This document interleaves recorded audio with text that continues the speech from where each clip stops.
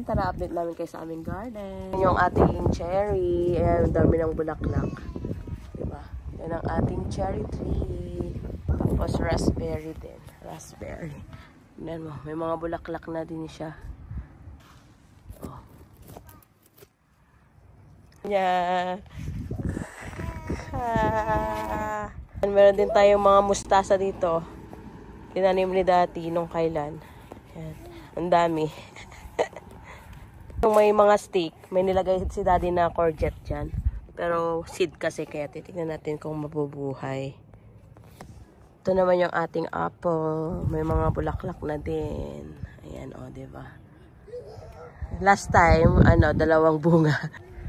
Mandarin. Ang ating feijoa. Ito naman ang ating grapes. Ayan. At ang ating lemon. May nag-iisang, bunga. Siyempre, dito naman ang ating kalamansi. May bulaklak bunga na din. Diba? Ang ating strawberry, blueberry.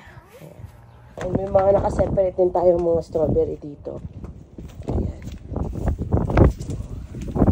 Tapos, bagong tanim na pok choy. Tapos, yung mga lettuce natin. Tingnan nyo, diba, nag-harvest tayo last time ng pok choy. Ayan, malalago na ulit. So, ready for harvest na naman. Pati ang ating mga spinach. Yung lettuce, okay na ulit. At ang ating spinach ulit. Kaya, mas maganda talaga pag mag-harvest ng spinach or mga lettuce, ay hindi bubunutin lahat. Dahon-dahonan lang natin siya.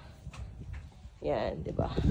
Ready to harvest ulit. Ang ating mga pananim na gulay-gulay, mga dahon-dahon. Ayan. Itong ating beans, di ko alam kung kailan magkakaroon ng bunga. Puro bulaklak lang siya. Pero sana mamunga. Ayan. Parsley.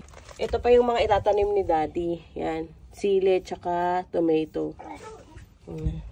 Lalagay niya dito. Yan, pagtatanggalin na ni daddy itong mga tanim natin dati.